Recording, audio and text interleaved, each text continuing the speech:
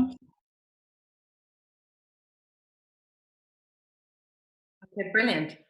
Hello, everybody. Welcome to our fourth Sunday Times Lifestyle Quiz. We are so excited to have you all here tonight. I'm going to quickly run through the rules because there's nothing more I can say about lockdown other than people are in fact starting to not want to read any news about COVID anymore. So that is why the quiz night is a delightful alternative to, nothing we want to hear anymore. So the rules, as we know, are very simple. Come up with a quiz team name. We have some very exciting ones here. Most amusing is Domus Stultus, and I quickly looked that up in Latin. That means, I think, if I'm right, they can answer me, the house of boobs, booby house or dummies, I'm not sure. But anyway, so come up with your name, guys, and then basically there are 9 sections. We're mixing them up tonight. Again, there's the Korma Burger. There are all sorts of people who've joined us. Once you have your name and you've joined the live chat, bear in mind that you should play nicely. So we don't want to read anything rude on the live chat. Secondly, we don't want you to Google the answers. And thirdly, have a lot of fun. We have, and we will write the answers down. We'll write the questions down in the live chat. So each quizmaster is going to ask you 5 questions. The questions will come up in the live chat in case you're worried that you haven't heard the question. And we'll give you a little chance to answer them, and then we'll come back and the quizmaster will give you the answers. Write down how many answers you've gotten. So give us out of 5 for each quiz team, and then at the end, round up. We also have 2 prizes tonight, which are these beautiful book hampers, which we will send to the random winners. And they also come with the Sunday Times subscription, which we are terribly excited about. So without further ado, I hope you all understand all of that. There will be a score of out of 45 at the end. Give us your score after each one. The Stinkletons are in, the old timers are in, everyone is ready. The Borders, yes, we are with you, Borders. The publisher remainder, we are not going to say give publisher remainder books in the book hampers, don't you worry. Double Dutch, everyone is in. And first up, our first quizmaster is Yolisa Mkele, the wonderful features writer from and he is here. We also kind of have a bit of a theme going tonight. We thought celebration for those sections of the country who are hopefully looking forward to entering stage 3 or level 3 or whatever it is, 0.7, 3.7.2. I don't know what we're entering, but Lisa, we're celebrating. We have your teddy bear here. Yes, he's not really a teddy bear. He is actually a evil villain who helps me plot various things. We are responsible for COVID, actually. Are you together? Yes. We thought we need some time to stay at home, so. Yes. Okay. What is the villain's name? The villain's name is Kamaku Steelhammer. Indeed. Do you take him on your Zoom dates with you? Sometimes it depends on what I'm trying to achieve. Ah. But he's usually very good. He whispers tips in my ear. He's always a good sounding board. Indeed. So let's go. Woo, okay. Tonight. We will. So last time, everyone got 5 out of 5 for my section, which I took quite badly. We did not. They did not. I heard a lot of 5 out of 5s for music, so I was mildly upset. But still, I've sort of mixed it up a bit, and let's see how it goes. First question: which group performed at FNB on the 8th of October in 2011?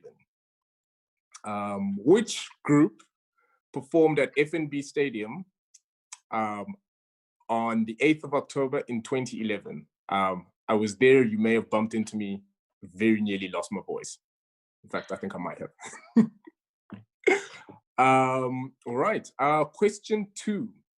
Famous for the song Get Out, Leave, Get Out in parentheses, which US pop star recently released an album titled Good to Know? I'll repeat that question because I also fumbled it a bit. Famous for making the song Leave, Get Out in parentheses, at the age of 13. That might give you a hint. Which US pop star recently released an album called Get to Know? I'll even sing the song. It was like, get out, don't leave, it's the end of you and me. That song. It was, we all knew it. We all used to sing it in like high school and like, yeah, when you were breaking up with your grade 7 girlfriend. Next, which famous Hollywood composer did the music for Inception, The Dark Knight, Gladiator? I mean, he did a whole lot more movies, but those specifically. Which famous Hollywood composer did the music for Inception, The Dark Knight, and Gladiator? 4. We're on 4 now. Which record producer, this one's a fun one, which record producer is famous for shouting, "We the best," like every chance he gets? No, best. I will say that again. Which record producer is well known for shouting, "We the best," every time he gets the chance? And finally, Bobby Brown was once a member of which 80s R&B group? Bobby Brown, not the makeup artist, was once a member of which famous R&B group? Bobby Brown, Whitney Houston. Yes, Whitney Houston's husband, ex-husband. Okay. Yeah. I love your Alice band. Is that an Alice band? Is that what we call it? I thought I should dress up as a disco ball. It's working. I'm shining the lights. Yeah. Okay. And yeah, so teams. We have some really, really cute team names. Team Zeke, Team Tuesday's Child, Team PDP. The publisher remainders, you'll be pleased to know, Jennifer, are very pleased that we're not going to give remainders in the book hampers. The Jarvis clan is with us, the Whiners, the Luries, the Monocles, the Max, the A-Team, Team Mkele. It's fantastic. Yolisa, what's the first thing you'll do when you get out of lockdown? Take a jog in the afternoon. Like take a jog just when I feel like it, as opposed to when I've been told to. Okay, give us the answers. All right, so answer 1, which group performed at FNB Stadium on the 8th of October, 2011? Drum roll. The answer is Coldplay. Yes, they actually ended up filming the video for Every Teardrop is a Waterfall. Yes. Yeah, I think it was Every Teardrop is a Waterfall. It was a lot of fun. Second, famous for making the song Get Out or Leave, Get Out at age 13, which US pop star recently released an album called Good to Know? The answer is JoJo. She looks exactly the same, weirdly, just taller. 3, which famous Hollywood composer did the music for Inception, The Dark Knight, and Gladiator? It's Hans Zimmer. Yeah, he always makes the most like creepy music. I love it. It's the music we listen to when we're planning things. Who's responsible for the Zimmer frame? I wonder. I'll send him an email and ask. Maybe we can Google that. For which producer is well known for shouting "We the best" every time he can? DJ Khaled. Yes, he's also well known for he was also a Weight Watchers ambassador at some point. And yeah, he's done a lot of very strange things. And finally, Bobby Brown was a member of which famous 80s group? The answer to that is New Edition. They wore a lot of the baggy suits, and I think they were the people who inspired Steve Harvey's like suit collection. Yolisa, thank you very much. That was No problem. Enlightening as always. You kind of steered almost entirely clear of the hip hop tonight. I know. I wanted to throw people off a little bit. Mixing it up. So we've put up the music answers. Send us your points, guys. Let us know what you're getting out of 5. And we are rapidly moving over to Sue de Groot, who's going to challenge us with her magnificent wordplay. And worldplay? No, that's coming later in travel. Wordplay. Sue. Hi, everybody. Welcome. I hope you're all warm. We're having a few themes tonight. I think there's a few party celebratory things going on. I thought that my words to give you a sporting chance might be slightly sport themed, just because we haven't got that much sport around at the moment. So there's a bit of a clue for you. Okay, so easy warm-up question. In the word section, question 1, a crowd movement that started in the 1960s, where spectators at a sporting match stand up and sit down to create a wave effect around the stadium. It became popular during the 1986 FIFA World Cup, which is how this wave got its modern name. In which country did that World Cup take place? I'll repeat that. I shouldn't have to, but I will. A crowd movement that involves people standing up and sitting down at a sporting stadium to create a wave movement got its modern name from the 1986 FIFA World Cup. Which country did that event take place in? Okay, question 2. A term that comes from cricket can also mean to knock a woman off her feet. When we say knock a woman off her feet, I don't think that's meant literally. It's more to overwhelm her with your charm. So what is that term? I'll repeat that. A term that comes from cricket also means in general life I nearly said it, to overwhelm a woman with your charms and metaphorically knock her off her feet. What is that expression? Right, question 3. The expression Grand Slam means generally to do well, and more specifically, it applies or it's associated with winning all the major tournaments in a year in golf or in tennis.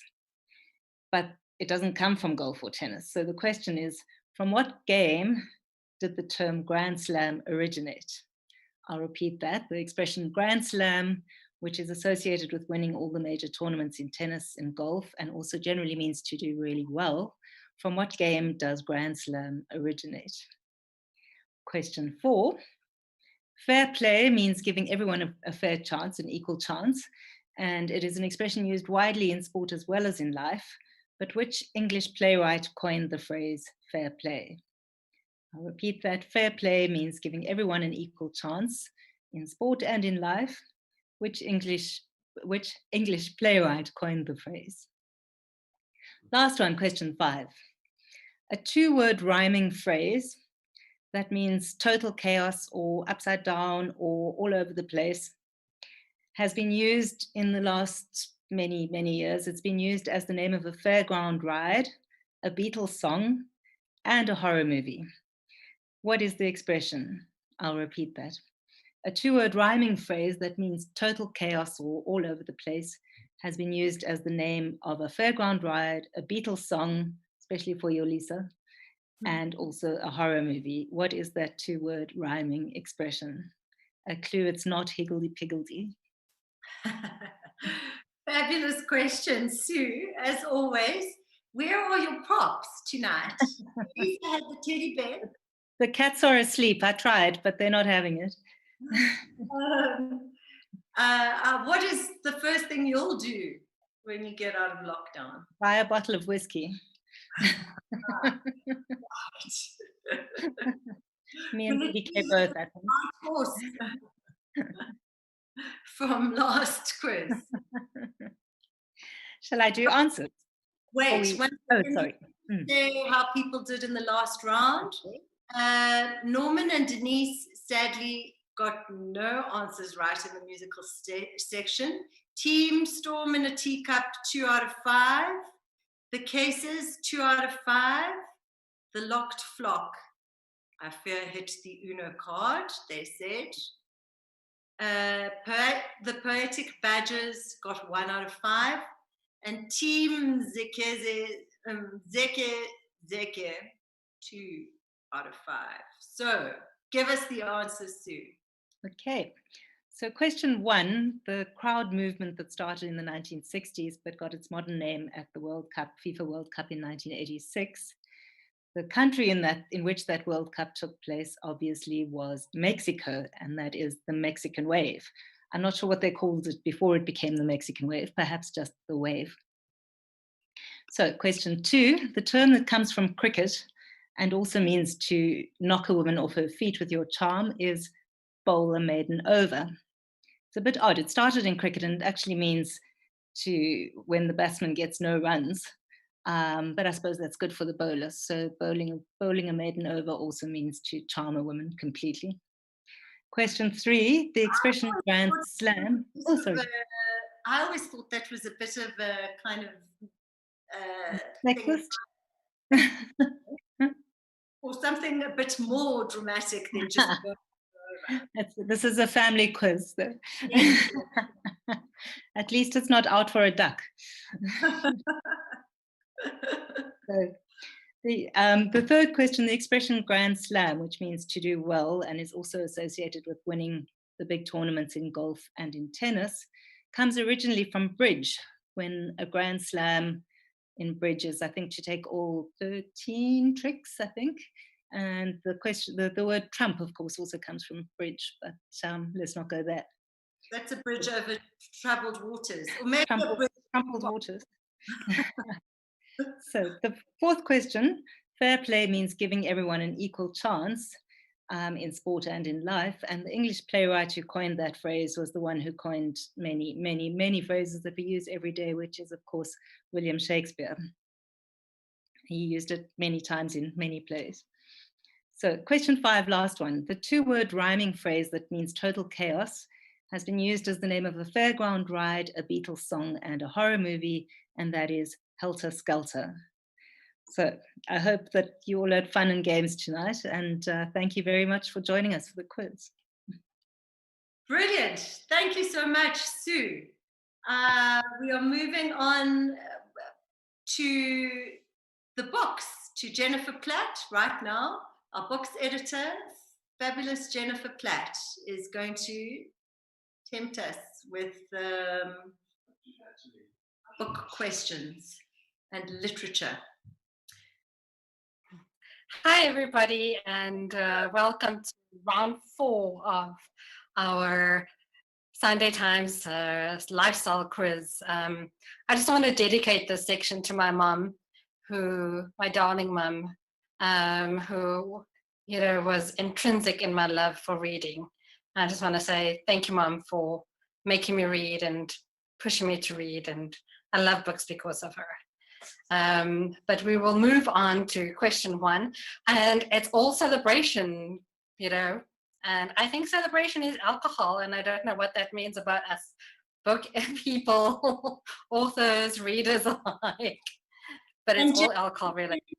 Kisses from Austria and Germany or Sweden. What did it say? Now it's disappeared. But people are watching you from all over the world. Okay. Wow. Yes. Fabulous. That's lovely. Thank you, everybody.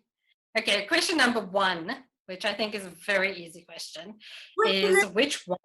Germany. Sorry. There we go. Yeah. Okay.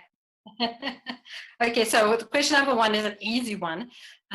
Which wine did Hannibal Lecter enjoy with his liver and fava beans in The Silence of the Lambs?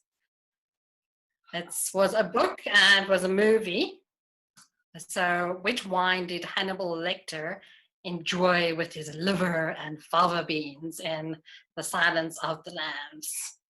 I think we all know what the answer is. And the second one is a longer question, but I think it's very interesting. And I want to give a shout out to our travel editor, Elizabeth, for giving me this fact, because she was researching Cuba. And it's the Papa Doble, which I have here, which is a lovely cocktail. Huh.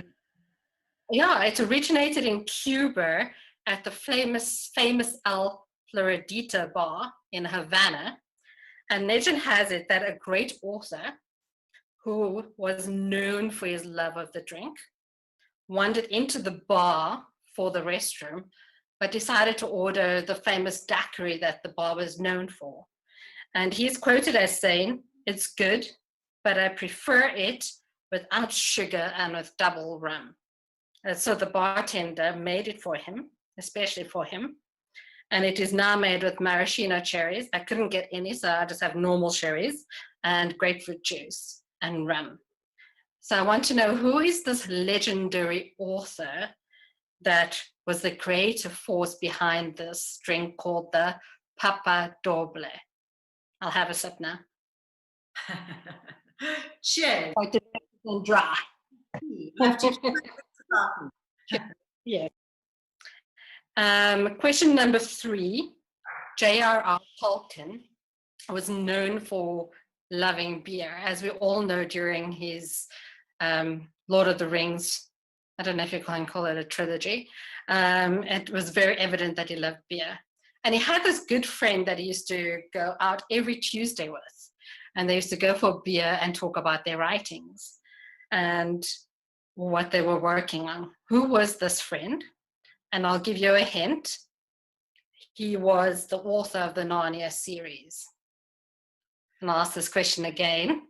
J.R.R. Tolkien was a big beer drinker, which is quite evident in the Lord of the Rings series of books. Every Tuesday, he and his lifelong friend would go out for a few beers and would discuss their work. Who was his friend?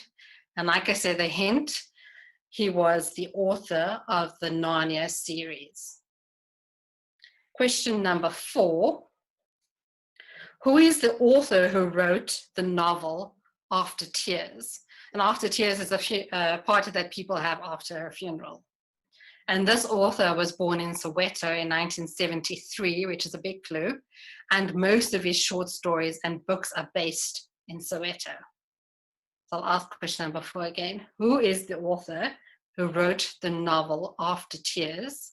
He was born in Soweto in 1973, and most of his books and short stories are based on this place. Who is the author? And question number 5, again, is quite a long story, but I think it's also a fabulous story about parties and so on. And we all know that authors love to party. Or I know that authors love to party a lot. But we'll see about, like, this is a story about poets, and I think they love to party even more than authors. And according to the brilliant website LitHub, which is an amazing website if you want to know all things literary, Sylvia Platt wrote to her mother about the meeting of her husband, Ted Hughes, at a party on the 25th of February 1956 in Cambridge. And Platt writes to her mother, "I met, by the way, a brilliant ex-Cambridge poet at the Wild St. Botolph's review party last week.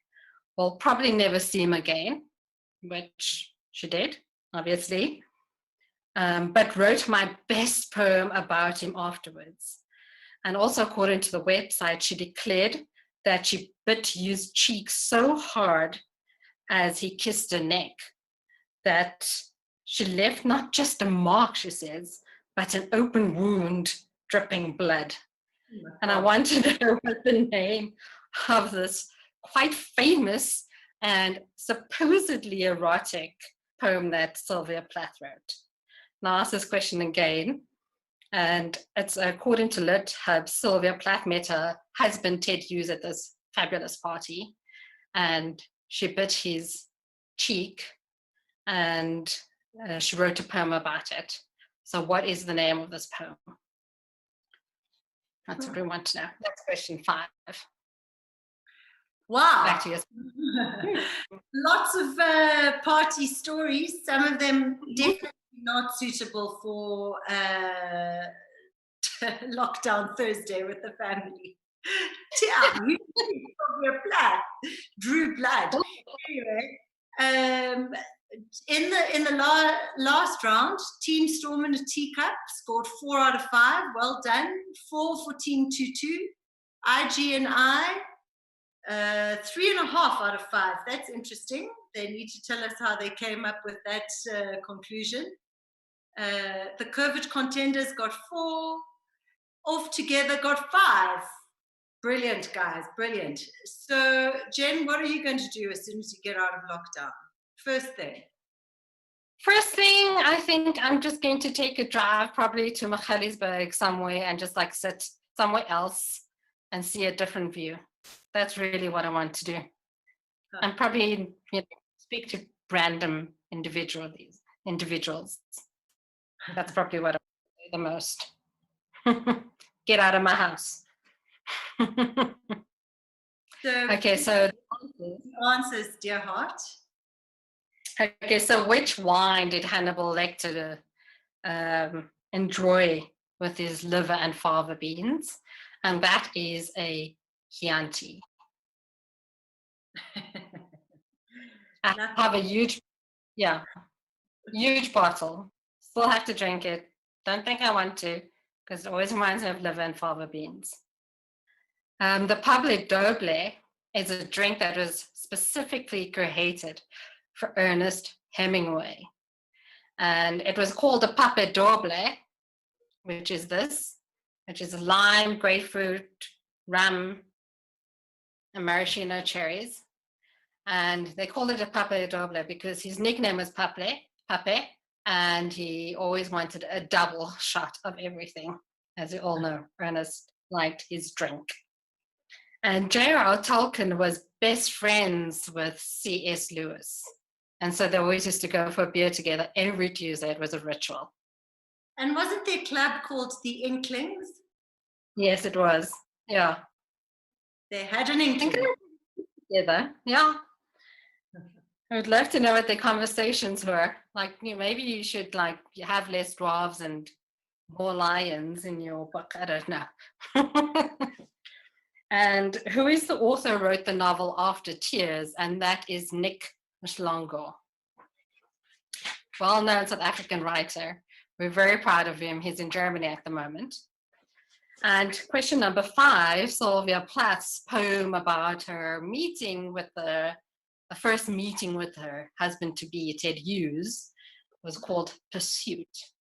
And it's quite an erotic poem, supposedly. So those are the answers to the book questions. And thank you, everybody, for joining us. I hope you enjoyed the trivia, and I hope you enjoyed all the little facts about all the authors. Thank you so much. Thank you, Jen. We are now rapidly speeding along to motoring. So young Thomas Falkiner is going to challenge us.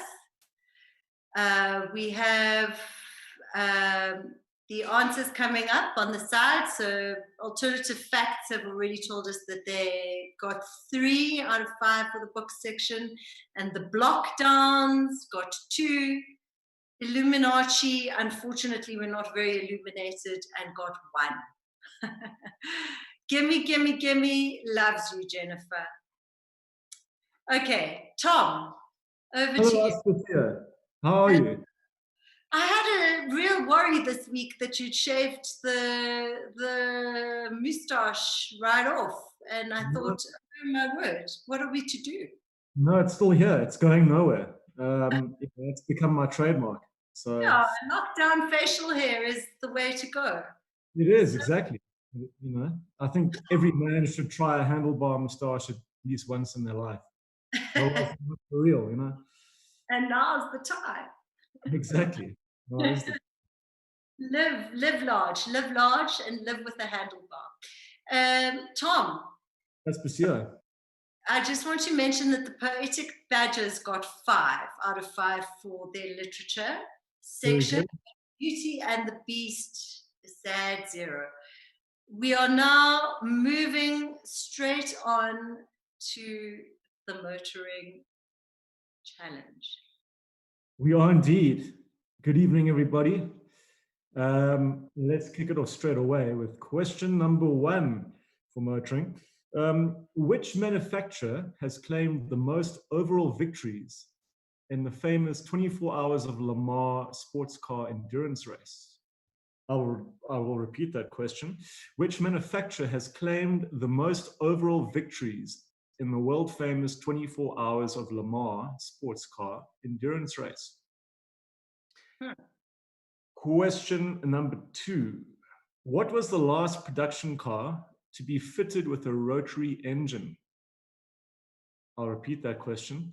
What was the last production car to be fitted with a rotary engine? And I'll give you guys a clue. This car appeared in a Britney Spears music video, I think in the early 2000s. Moving on to question number 3. What was the first production car to ever be fitted with ABS brakes? Something we all take for granted in this day and age. What car was the first production car to be fitted with ABS brakes? Question number 4. Stephen King's novel, Christine, tells the story of a possessed automobile with devious intentions. I want to know from you guys tonight if you know what make and model of car Christine is. I will repeat that question. Stephen King's novel, Christine, tells the story of a possessed automobile with devious intentions. What make and model of car is Christine? Question 5. I thought I'd throw in a little bit of multiple choice this evening. So, how many radiators does the Bugatti Veyron have? Is it A, 2, B, 10, or C, 8? I'll repeat that multiple choice question. How many radiators does the Bugatti Veyron have? Is it A, 2, B, 10, or C, 8? So, Tom, guys, the questions are coming up on the side. Thomas, what's the first thing you're going to do when you get out of lockdown? Well, Aspasia, I dabble in the side on organizing parties and events. So the first thing I'm going to do is organize a big lifestyle magazine bash in your back garden.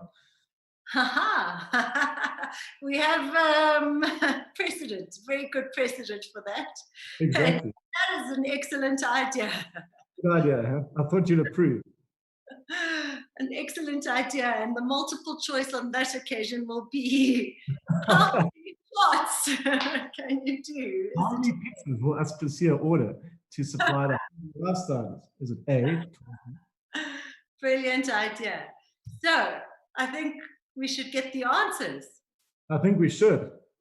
Right, so let's get down to it, people.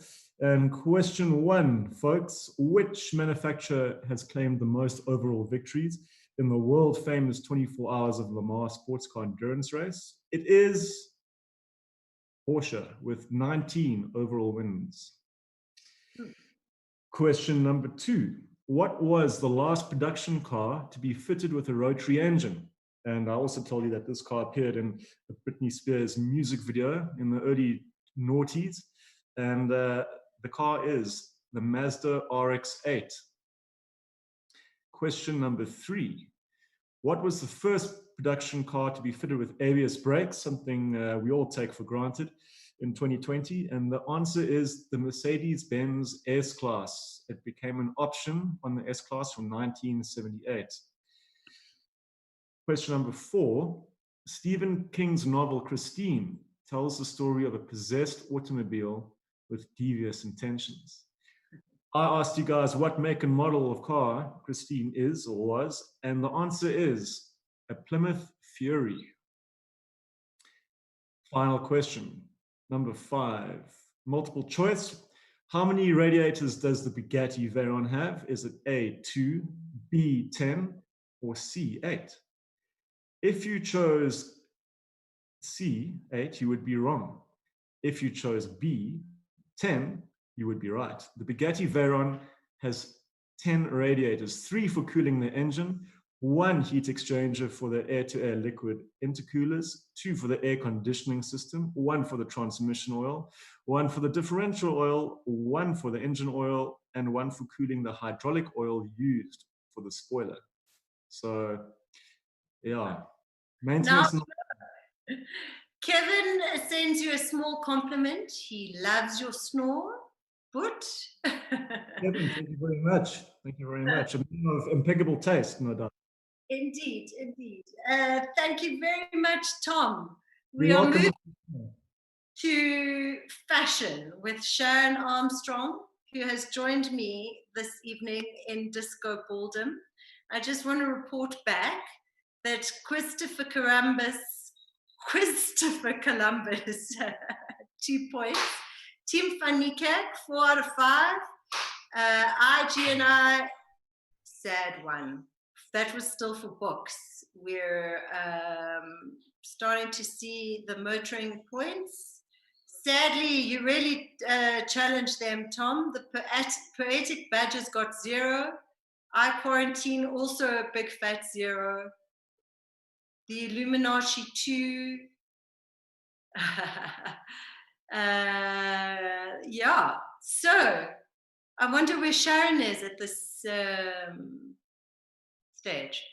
Yeah, from one She's disco ball to another. Indeed. Fashion question number 1. Which American fashion journalist, who was a friend of Andy Warhol and Diana Freeland, recently wrote his memoirs called The Chiffon Trenches? I'll repeat the question.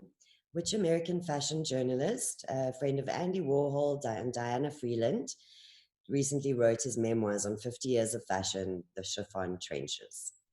And he seriously gave away some larger than life is my clue. And he threw some shade. Yeah, to Halston, which was the celebratory theme. Halston's dinner parties and what he served for dessert. Fashion question number 2. Which docu-series directed by Nikki Greenwald is currently running on Showmax, which follows the lives of 5 international models during a season in Cape Town?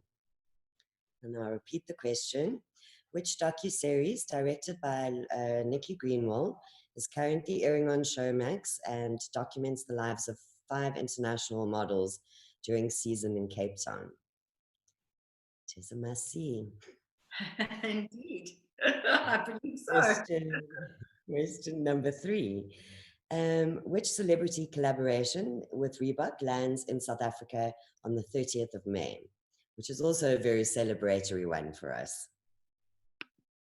Which celebrity collaboration with Reebok lands in South Africa on the 30th of May? Fashion question number 4. Which Italian stylist was recently signed to Swarovski as their creative director? The first time in the history of the brand that they've actually appointed a creative director. I'm going to repeat the question. That's really shiny. That's real shine.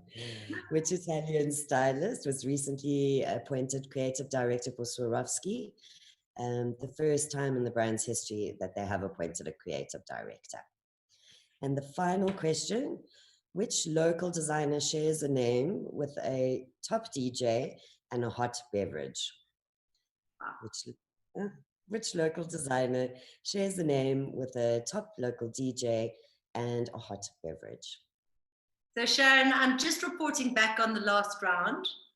Team Makanda sadly got 0 for the motoring, and Bird Brain did only slightly better, 1 out of 5. Cham VL Sect, 4. I think it's Cham versus L Sect 4, got 2.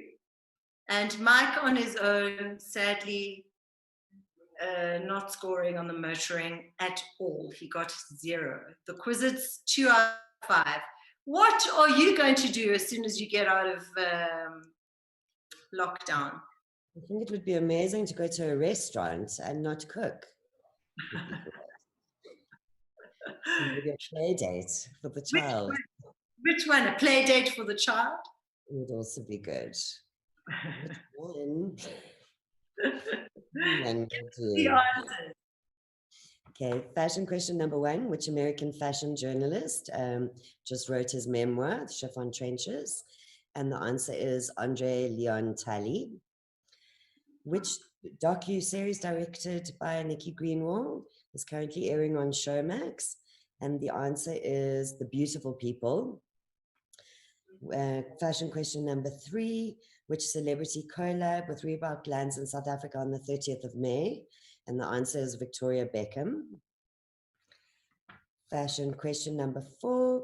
Which Italian stylist was recently named the creative director for Swarovski? And the answer is Giovanni Battaglia. And the answer for question number 5. Which local designer shares a name with a hot beverage and a top DJ? The answer is Black Coffee. Thank you very much, Sharon Becker, and let's shine on. We are moving on to travel. The one area that I'm not sure when we are ever going to do again, so we may as well do a bit of armchair travel tonight. I fear the publisher remainders got 1 out of 5.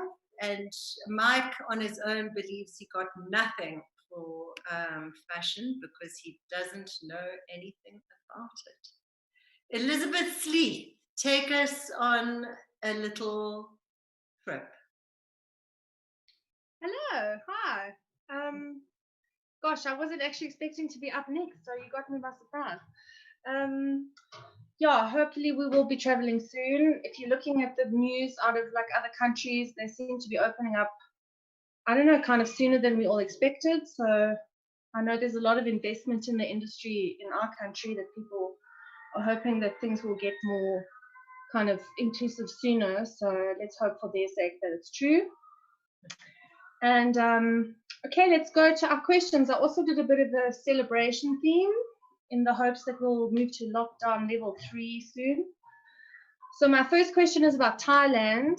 And Thailand is one of the famous celebrations they have in Thailand is about New Year. New Year in Thailand happens in April, which is very hot. And they have this famous festival where they come out on the streets and they throw water at each other. So there's a name in Thai for the festival. What is the name of the festival in Thailand? The New Year festival in Thailand is called what? That's travel question number 1. What is the name of the festival in Thailand?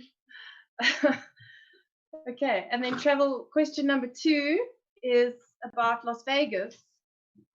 One of the things that Las Vegas is famous for is what they call concert residencies, which is where like huge names have kind of flipped this concept of touring on its head. So instead of going out into the world and doing concerts, they have the crowds come to them.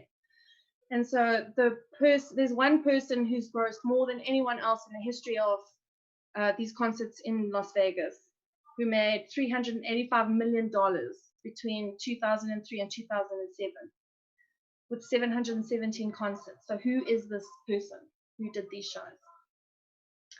So question number 2 again for travel is, in Las Vegas concert residencies, who is the star who made the most money, basically?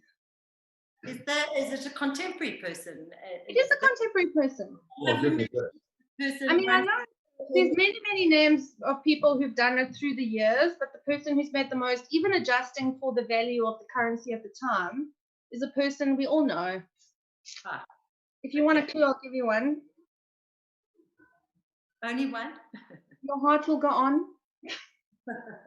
Very shiny, like on top of your head. Moving swiftly along. So in February, we're getting this thing very often now where people put out lists of like the most Instagram things. So in February, someone did a list of the most Instagram villages. And it was a top 10. And one of the things on the list was a bit weird because it isn't actually a real place, but it still made it onto this top 10. So what is the place? And I also have a clue for this one, which should help some people, which is, if you do not get this right, you shall not pass. So that's travel question 3 again. On an Instagram, the most Instagrammed top 10 villages, one of them isn't a real place. What is the name of the village?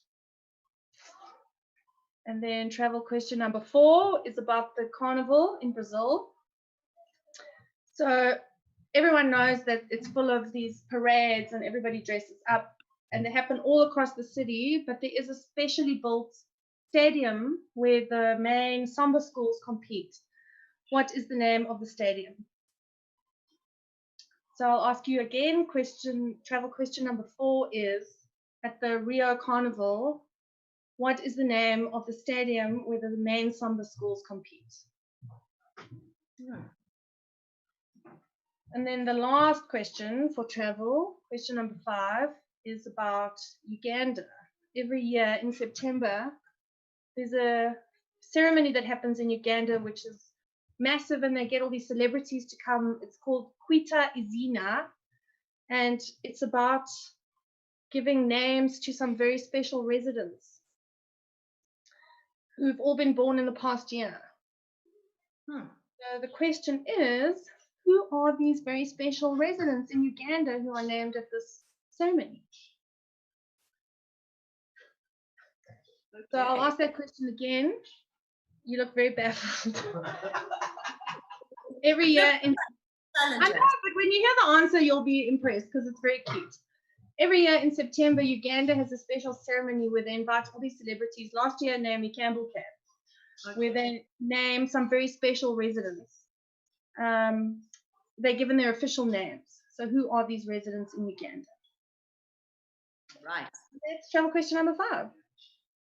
So let me just say that unfortunately in the fashion section, people have scored poorly. The average was 1 out of 5, including Odia, the wine is, oi, and Team Storm in a Teacup, also just 1. And the traveling Talibis, 1. So perhaps the traveling Talibis will do better in the travel section.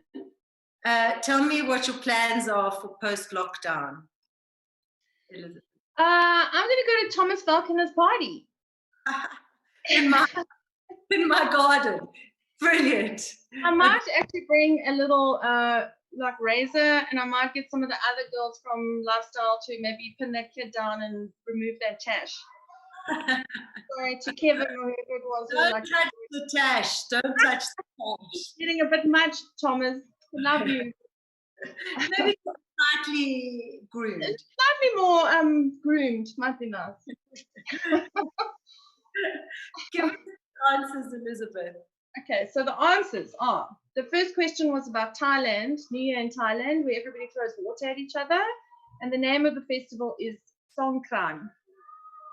How do you spell that? Song, like music. Oh, my cat's in the way. Sorry. Song and then K-R-A-N. So it's Songkran. Songkran. I'm not sure how you say it in Thai. And then question number 2 was about Las Vegas. Who is the artist who has been so massively successful at these in-residence shows? And I think I really told everyone the answer with the clue that I gave you. It is Celine Dion. And then, the Instagram, the most Instagrammed top 10, the weird place that doesn't actually exist. The answer is Hobbiton. So in New Zealand, the set that they built for the Lord and the Rings films, Hobbiton, which isn't a real place, is one of the top 10 most Instagrammed villages. Weird. Actually doing that. How are they Instagramming Hobbiton? I don't know. So what they do is with these listicles is that they count the hashtags. So I'm not sure. I feel like if I'd been involved in the panel, I would have said, guys, that doesn't qualify because it's not a real village, but they did put it in the list. So Hobbiton Village, it's not a real place, but you can visit it. So it's like a film set that is now a tourist attraction. And it made it onto the list. Okay, and then Brazil's famous carnival, the stadium where the final competitions happens, it's called the Samba Drome. I hope you all got that one. Naturally. Yeah. Then, this one I think was really cute. I just randomly came across this fact and I thought it was adorable. So in Uganda, every year, they have a ceremony to name the mountain gorillas that were born the previous year. So that's the festival. It's called Kwita Izinya. And so actually there was one quite recently, which I read about, and there were a lot of comments on the post where they said, please don't call it COVID. So Uganda, please don't call it COVID. They do this thing every year where they have this huge event and they name the baby gorillas that have been born in the previous year. So that's the answer, baby gorillas. Lovely. Hello, you. The young fortnight champion. Baby gorilla. Wait. YouTube. Sorry. Back to you. Elizabeth and the young gorilla of the household. Good night, and thank you very much for at least giving us some armchair travel. We are now moving on to sport, which is yet another area that we are sorely lacking in our lives. But BBK is going to entertain us with some quizzical questions. Just reporting back that the Jarvis clan got 1 out of 5. Alternative facts, 3. The Quizzits, 2. Not bad. Quarantine, quarantine, 1. The Lockdown Loonies, 3. Beauty and the Beast, 2.5. So BBK, how are you? I'm fine, AK, and how are you? Fantastic. Lovely to see you. Fantastic hat. Tell us a bit about it. It was knitted by my late grandma, bless her soul. I love it so much when I'm not wearing my poor boy's caps. It's got a great shape, I have to say. So to your gogo, well done. Wonderful, wonderful. Thank you. Let's get going now with the seconds out, round number 4. And this is the final round, ladies and gentlemen, of the Lifestyle Sunday Times quiz night. It's been great. And even today, we're going fine so well. So let us start by scrumming down on the rugby field. And the first question in the sports section of the Sunday Times Lifestyle Sport quiz is which of these players is not a fly half? Is it Peter Steph the Toy? Is it Andre Pollard? Is it Owen Farrell? Or indeed Adam Hastings? I'm gonna ask you that question again. Of the 4 players, which one of them is not a fly half? Is it Adam Hastings, Peter Steph the Toy? Is it Owen Farrell? Or indeed Andre Pollard? We move along to the second question of our sports section quiz. And what we would like you to tell us is that each one of these guys teamed up with Trevor Noah as well as Bill Gates. And this was in the specials double edition of the match in Africa. And that was in Cape Town, I think on February 7. I would like you to tell me who the professional players were. And if you like, just add in the country where they come from. That question again, there was a match in Africa exhibition, that is a tennis game that played in Cape Town. But before the main course was delivered, there was a special doubles edition where two guys who are not professional tennis players, very much involved in other fields, teamed up with these superstars. I would like you to tell me where the superstars came from and of course give us their names. Now we're coming back home. We're going to FNB Stadium where Yolisa was listening to Coldplay back in 2011. I was there also in 2010 and I was watching football. And it was the final of the 2010 FIFA World Cup where Spain visited Spain on the Netherlands. I would like you to tell me who the scorer of the solitary goal of the match was. Was it David Villa? Was it Andre Iniesta? Was it Xavi Alonso? Or was it Xavi Fernandez? Giving you that question again, that's question number 3 in the sports section. And at the 2010 FIFA World Cup, at the Calabash, there is the FNB Stadium, Spain beat the Netherlands 1-0. That solitary goal of the match was scored by who?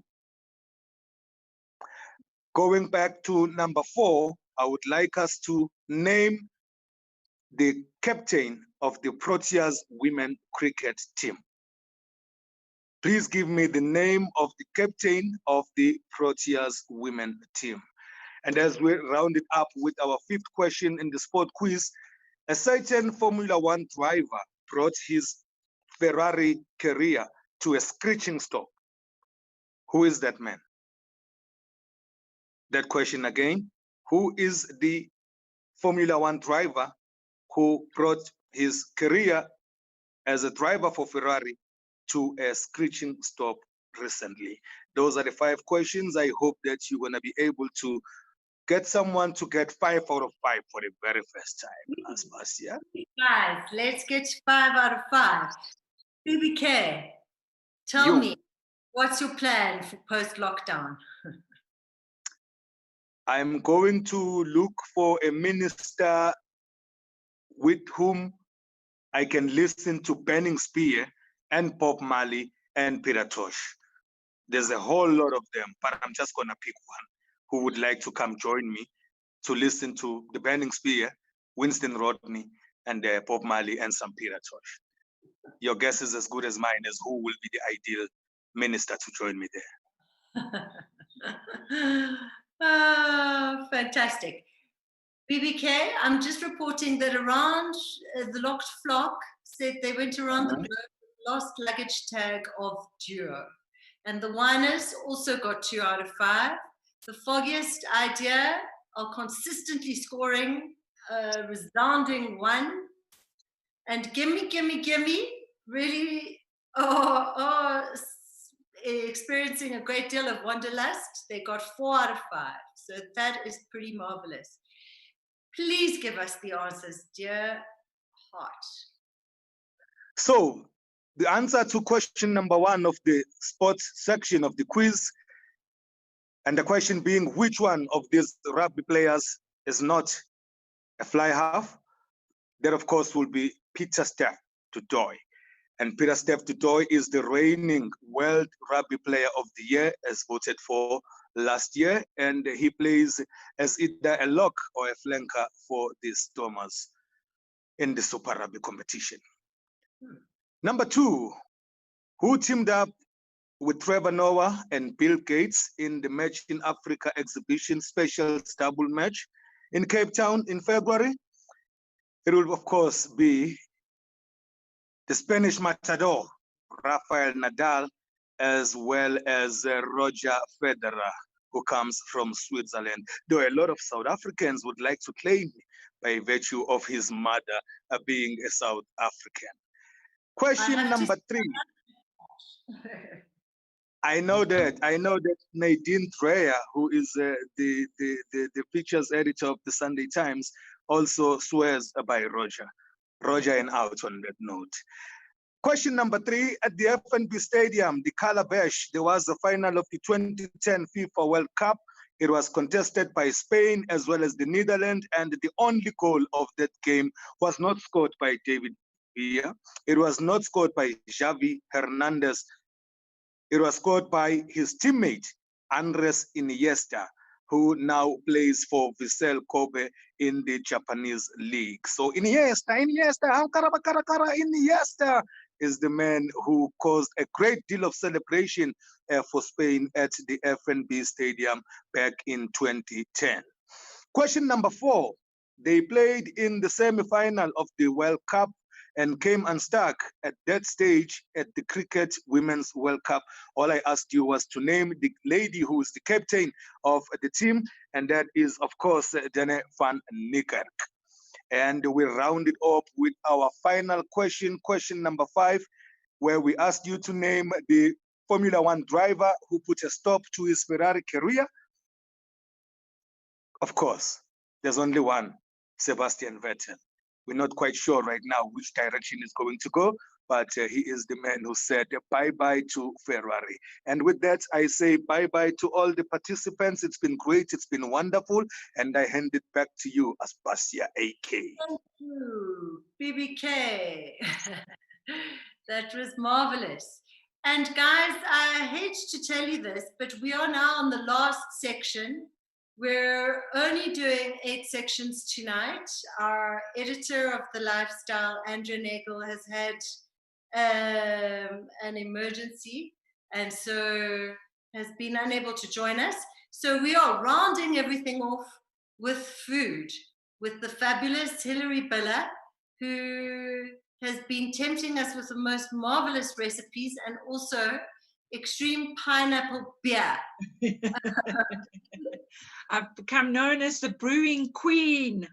Find a new pastime. Sorry? Are things in the bathtub? Good, good. Anyway, good evening, everybody. It's lovely to be back, and it's such soup weather. I'm sure everybody's eating lots of wonderful soups, even if they are already made from your favorite supermarket.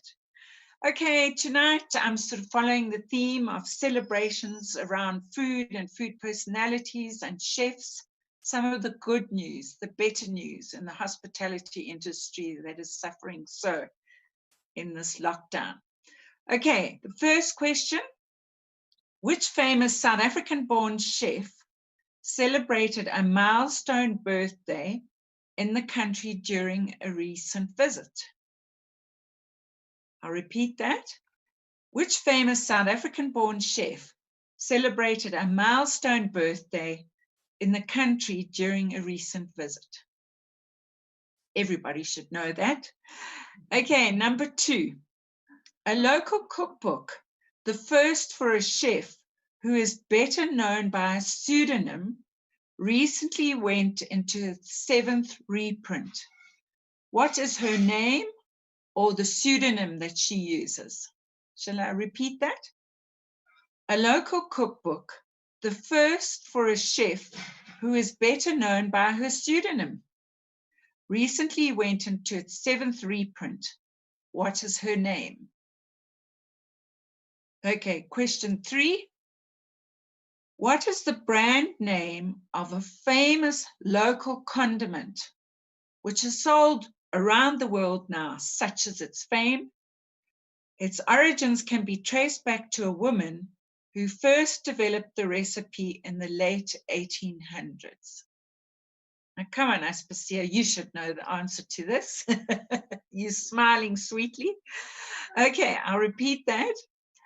What is the brand name of a famous local condiment which is sold around the world, whose origins can be traced back to a woman who first developed the recipe in the late 1800s? You'll kick yourselves if you don't get that right. Okay, question 4. We all know that the wonderful, gorgeous chef Jan Hendrik was the very first South African to receive a Michelin star for his restaurant Jan in Nice in France. Who was the second South African, an executive of a UK restaurant, to receive the same honor? We always remember the first, but not the second. So I'll repeat the question. The fabulous chef Jan Hendrik was the first South African chef to receive a Michelin star for his restaurant Jan in Nice. Who was the second South African, an executive chef, a man, of a UK restaurant to receive the same honor? Okay, my last question. Which bar, situated in the northern suburbs of Johannesburg, was the very first South African bar to be listed on the world's best bar list in 2019? If you haven't been there, that should be your first stop after lockdown. Okay, I'll repeat the question. Which bar, situated in the northern suburbs of Johannesburg, was the first South African bar to be listed on the world's best bar list last year? Okay. Hilary, some challenging questions there. I just want to... I thought they were easy. Sorry.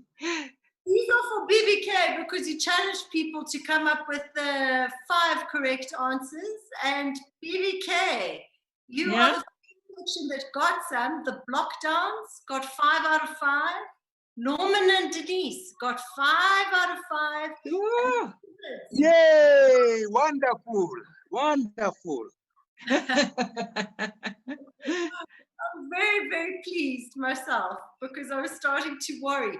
Wait, and Christopher Carambus also 5 out of 5. Bravo, bravo, and all together 5 out of 5. So you had a very successful round, just saying. Lovely stuff. Great.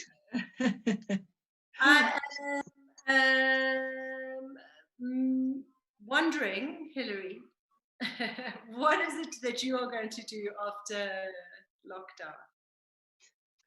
You know what? I'm longing to have a dinner party. I'm so sick of cooking for 2. It gets really boring. And I just love a group of friends around. I really would like lots of gorgeous wine, legally, which would be wonderful. And just to catch up, to drink, and to eat some delicious food. I really long to do that. The question is, what is going to be on the menu? I think we should have a story in the lifestyle that says, my first lockdown dinner party. Yeah, no, good idea. I'd have to think about that. But being cold, I can think of really some gorgeous things to eat right now. Okay, my answers, should I repeat the questions? Okay. Which famous South African-born chef celebrated a milestone birthday in the country during a recent visit? The answer is the gorgeous one and only Prue Leith, who now resides in the UK, and she does the Best British Bake Off. But she turned 80, and I think she looks like a 50-year-old. Wonderful woman. Okay, so it was Prue Leith, the answer to that question. A local cookbook, a first for the chef who's better known by her pseudonym, recently went into its 7th reprint. She's actually overtaken the sales of Jamie Oliver's cookbooks in South Africa. What is her name? It's Mkele Shishone, who's better known as the Lazy Makoti. The Lazy Makoti. Yeah, wonderful cookbook, The Lazy Makoti. And she's done so well with it. Okay, number 3. What is the brand name? You looked a bit puzzled, Aspasia. No. Of a famous local condiment, which is sold around the world because of all the South Africans living around the world. And its origins can be traced back to a woman who first developed it in the late 1800s. Well, it's Mrs. H.S. Ball's chutney. And it's a wonderful story. She was a Canadian woman who came via South Africa. I believe she was off to Australia, and the clever Henry James Atkins managed to marry her, and they moved to a tiny town called Port Jackson, just outside King Williamstown, and her name was Sarah. So the H is for Henry and the S is for Sarah. Mrs. H.S. Balls Chuckney. Lovely. Yeah, no, lovely story. Okay, question number 4. Chef Jan Hendrik was the very first South African chef to receive a Michelin star. And didn't we all feel that we'd won it with him? It was such a celebration. Who was the second South African, an executive chef in the UK, to receive the same honor? Well, interestingly, it's probably not a name many know, but it was a Cape Townian, it is because he's very much alive and well, called Chef Jean Delport, who grew up in Cape Town, actually in Somerset West. And then he moved to the UK and he's now an executive chef at a restaurant called Leonard's Lee Lakes and Garden Estate, which is in Sussex, just outside London. One day when we travel again, we should go. I know, I'd love to go.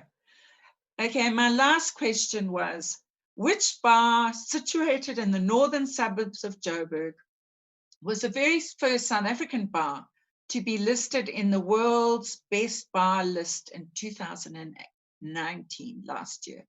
A real accolade, and that is for a wonderful dark bar through which you go through a door through a pizzeria called Coalition, and its name is Sin and Tax. So Sin and Tax in Parkwood in Johannesburg. Go for a pizza first, a Coalition, and then nip into the bar at the back. And the wonderful Julian Short is the mixologist, or the flavorist, as he likes to be known.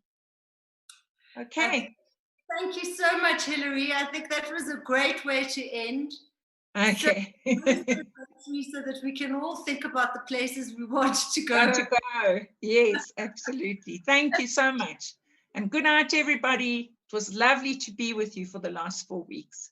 Thank you so much. Guys, we're wrapping up. I'm going to give you the winners right now. We have 2 winners, Toka Molapo and Carol McPherson. You guys are the happy recipients, or will be the happy recipients of a marvelous book basket straight from the book editor's desk, from Jennifer Platt's desk, and a subscription to the Sunday Times, which is the gift that keeps on giving. And we thank you all so very much for joining us. I'm starting to get the totals now. I see the Bird Brains got 14, Double Dutch 22. Send us your totals, guys. Out of 40, we're looking for the Quizzits are wearing their mask. No, that's not the mask. That's a very large. Somebody knows what I will do very first minute I get out of lockdown. Oh, how this question has exercised me. Well, apparently I'll be hosting a party, according to Thomas Falkiner, which may turn into a dinner party, which I will do jointly with Hilary. So there we go. The block downs, 22 out of 40. The Jarvis clan got 9. The Team Tutu, a not so grand total of 13. The cases, 21 out of 40. The foggiest idea, I presume, got 2 out of Hilary's section. Please, Lord, guys. The Chirpers got 10. Team Fun got 18. The Bird Brains said they were really challenged and they are very grateful. It was fun and difficult. The Poetic Badgers think that they may have gotten 18 out of 40. I am going to wrap it up. Karen Swart still on 11.5 out of 40. I don't know where these halves come from. The Illuminati's got 13. IG and I 11. Guys, I want to thank you so much. I'm going to wrap it up. I'm going to send you a kiss Let's all hold out for a celebration soon so that we can put on our disco glad rags and have a little bit of fun. We all deserve it. Thank you for joining us in lockdown. Good night.